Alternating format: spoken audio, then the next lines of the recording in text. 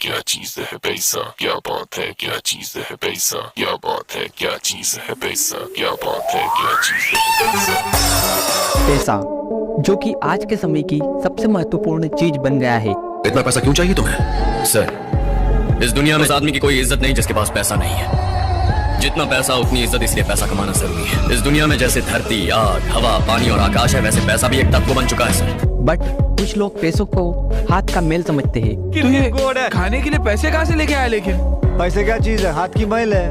और तो पहले बोलना चाहिए ना, अभी मैं फर्स्ट क्लास ना के निकला, पूरा मैल निकाल दिया। और पैसों के साथ में ऐसी गलतियां करते हैं जो कि उन्हें ट्रैप में फंसा देती है, जो कि आमतौर पर आपको अवॉइड करनी चाहिए। क्योंकि मानता हूँ कि पैसा सब कुछ नहीं होता, बट यदि आपके पास में पैसा है ना, तो वहाँ आपको फ्रीडम देता है और साथ ही आपकी लाइफ पर आपका कंट्रोल भी देता है। पैसा पैसा पैसा, सिर्फ और सिर्फ पैसा। पैसे से बड़ी कोई चीज नहीं, पैसे से बड़ी कोई बात नहीं। क्योंकि यदि आपके पास पैसा नहीं है तो आपकी हालत कुत्ते की तरह होगी, जो कि हड्डी के लिए इधर उधर परेशान होता रहता है। सो हाय गाइस, मैं हूं कपिल सोंधी। स्वागत है आपका मेरे चैनल पर, जहां पर आपको मिलता है इन्वेस्टमेंट, पर्सनल फाइनेंस और बिजनेस से रिलेटेड कंटेंट, जिसका मेन फोकस है 1 मिलियन लोगों को फाइनेंशियल फ्रीडम अचीव करवाना। सो गाइस, आज की इस वीडियो में हम बात करेंगे रूल्स ऑफ मनी के बारे में, जो कि आपको पैसों पर पकड़ मजबूत करेगा और आपको फाइनेंशियल फ्रीडम की तरफ ले जाएगा। मस्त प्लान है। तो चलिए बिना किसी देरी के वीडियो को स्टार्ट करते हैं। चलिए शुरू करते हैं। रूल नंबर 1, अपने खर्चों को अपनी इनकम से कम रखो। आप कितना कमाते हो यहाँ इम्पोर्टेंट नहीं है, बल्कि आप कितना बचाते हो और आप कहाँ पर पैसों को खर्च करते हो वहाँ ज्यादा इम्पोर्टेंट है। अगर हम अपना सपना पूरा करने के लिए मेहनत नहीं करेंगे तो किसी और का सपना पूरा करने में खुद को बिठा देंगे। क्योंकि मान लीजिए आपकी इनकम है 1 लाख रुपए पर मंथ, बट आपकी एक्सपेंसेस अगर 1,20,000 पर मंथ है, तो लिटरली आप कुछ भी नहीं कमा रहे हो, उल्टे आप 20,000 रुपए का नुकसान हर महीने कर रहे हो। अरे देवा, ये गड़बड़ है बाबा।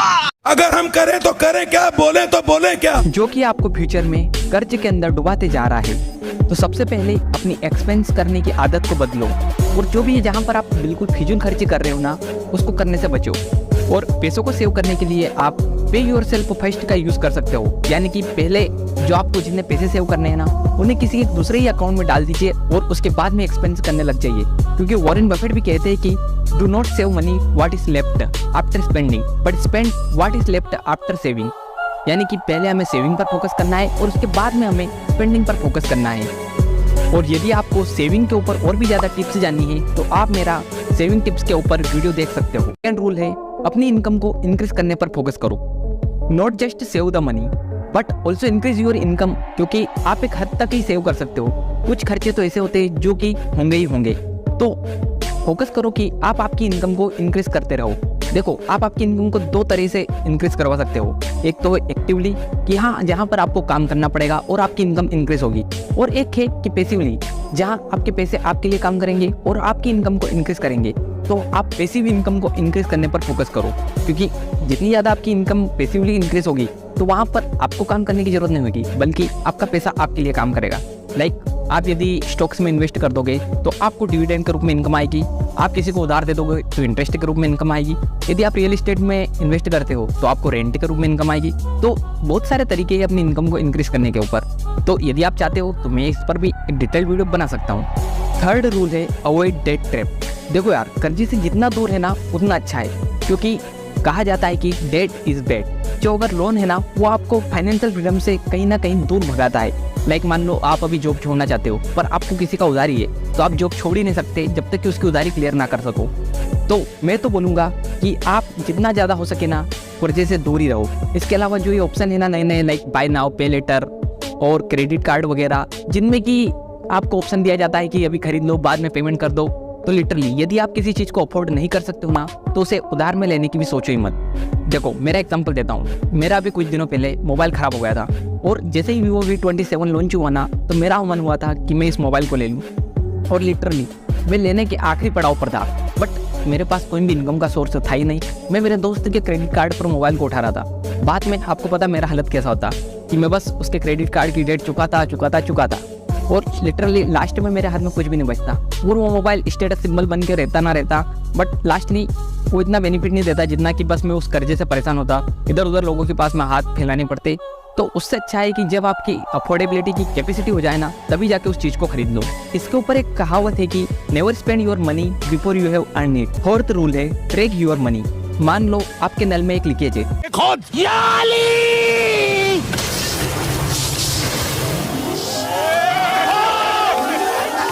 तो आप क्या करोगे? क्या आप उस पर ध्यान नहीं दोगे या फिर आप उसे फिक्स करने की कोशिश करोगे? यदि आप एक समझदार व्यक्ति है तो आप उस नल के लीकेज को फिक्स करने की कोशिश करोगे कि कहाँ से लीकेज हो रहा है और कहाँ पर इसको ठीक करा जा सकता है। ठीक उसी प्रकार पता करो कि आपके पैसे कहाँ पर खर्च हो रहे हैं और कहाँ पर आप खर्च करना कम कर सकते हो। अब इसमें से बहुत से लोगों को लगेगा कि क्या यार, मेरे को सब पता है कि मेरा एक्सपेंस यहाँ पे होता है, यहाँ पे होता है, यहाँ पे होता है। बट लिटरली जब आप अपने खर्चों को ट्रैक करोगे ना, तो आपको पता लगेगा कि आप बहुत ही अनवांटेड चीज़ों पर बहुत सारा एक्सपेंस कर रहे हो। मेरा ही एग्जांपल देता हूँ। लाइक मैं और मेरा दोस्त हम कंट्री पार्टी करते हैं, मतलब कि थोड़े पैसे वो मिलाता है, थोड़े पैसे मैं मिलाता हूँ। तो पिछले महीने मैंने 700 से 800 रुपये बस कंट्री पार्टी में खर्च कर दिए। अब आप में से बहुत सारे लोगों को लगेगा कि ये तो बहुत ही नॉर्मल है, बट रियलिटी में मेरी इनकम 5,500 के आसपास है। तो इसलिए मेरे लिए यह बहुत ही ज़्यादा सिग्निफिकेंट अमाउंट है। और जब मैंने इसको ट्रैक कराना, मतलब कि मैं एक्सेल में सारी की सारी एंट्रीज करता हूँ कि मेरा एक्सपेंस कहाँ पे हुआ, इनकम कहाँ से आई, तो उसमें मेरे को लगा कि ये बहुत ही ज़्यादा सिग्निफिकेंट है। तो उससे मेरी कोशिश रहेगी कि मैं यहाँ पर एक्सपेंस कम करूँ। तो इस प्रकार यदि आप भी करोगे ना, तो आप बहुत कुछ जगह पर अपने पैसे बचा पाओगे। और देखो यार, आजकल तो इंटरनेट है, तो आप अधिकतर फोन पे, गूगल पे से ही पेमेंट करते होंगे। तो किसी एक ही एग्रीगेटर से पेमेंट करो और पता करो कि आपके एक्सपेंस कहाँ हो रहे हैं। वहाँ पर रिमार्क का ऑप्शन होता है, वहाँ पर रिमार्क लिख दीजिए कि मेरे पैसे यहाँ पर इतने लगे, यहाँ पर इतने लगे, तो उससे और ज़्यादा क्लियरिटी रहेगी। फिफ्थ रूल है दिखावे की दुनिया से दूर रहो। देखो, विल रोजर्स का एक कोट है, too many people spend money they haven't earned it, to buy things they don't want, to impress people that they don't like. So guys, अपने पड़ोसी, रिश्तेदार, दोस्तों आदि को दिखावे के चक्कर में बेफालतू बेफिजूल के खर्चे मत करो। क्योंकि साइकोलॉजी ऑफ मनी बुक में ऑथर ने कारिन पैराडॉक्स चैप्टर में कहा है कि यदि आप किसी के पास में एक अच्छी कार देखते हो तो आप उस आदमी को पसंद नहीं करते, बल्कि आप उस कार को पसंद करते हो। तो यदि आप सोचते हो कि मैं वो कार खरीदूंगा तो लोग मुझे पसंद करेंगे, तो लिटरली आप रॉन्ग हो। बल्कि बस लोग तो उस कार को पसंद करेंगे, उनको घंटा फर्क नहीं पड़ता कि उस कार में से ड्राइवर उतर रहा है या फिर मालिक उतर रहा है। तो इसलिए बस लोगों को दिखावे के चक्कर में अपने पैसे मत लगाओ, क्योंकि चाहे फिर वो दिखावे के चक्कर में बहुत सारी EMI की वजह से आपको घिसनी पड़ेगी। तो लिटरली इससे अच्छा है कि दिखाओ ही मत। क्योंकि यदि आप जितने बड़े बड़े मिलियनर को देखोगे तो वे बिल्कुल नॉर्मल कपड़े पहनते हैं। बहुत सारे तो ऐसे जिन्होंने बड़े बड़े ब्रांड बनाए, लाइक जारा वगैरह, तो उनके खुद के ओनर बड़े बड़े ब्रांडेड कपड़े नहीं पहनते और ऐसे ही सस्ते कपड़े खरीद के पहनते। तो लिटरली अगर आप दूसरे को दिखावे के चक्कर में एक्सपेंस करोगे तो उससे अल्टीमेटली नुकसान आपका ही होगा। जो लोग कहते हैं कि पैसा खुशियां नहीं खरीद सकता, या तो वो खुद कंगाल होते हैं या वो तुम्हें अमीर होता नहीं देख सकते। का छठा रूल है spend money on learning new skills. देखो, जितना ज़्यादा आप लर्न करोगे उतने ही ज़्यादा आपके चांस होंगे कि आप पैसे अर्न करोगे। लाइक मैं आपको एक एग्जांपल देता हूँ। एक बार एक बड़े बिजनेसमैन की गाड़ी खराब हो जाती है, तो वो नॉर्मली सभी आदमी को दिखा देता है कि इसमें क्या प्रॉब्लम है, क्या प्रॉब्लम है, और किसी से भी उसका सोल्यूशन नहीं निकलता है।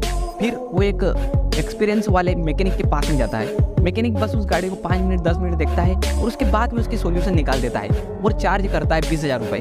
तो लिटरली वो आदमी पूछता है कि भाई तूने बस 5 मिनट देखा और तूने सही कैसे कर दिया? तो सामने वाले ने बताया कि मेरा इसमें 20 साल की एक्सपीरियंस का नतीजा है।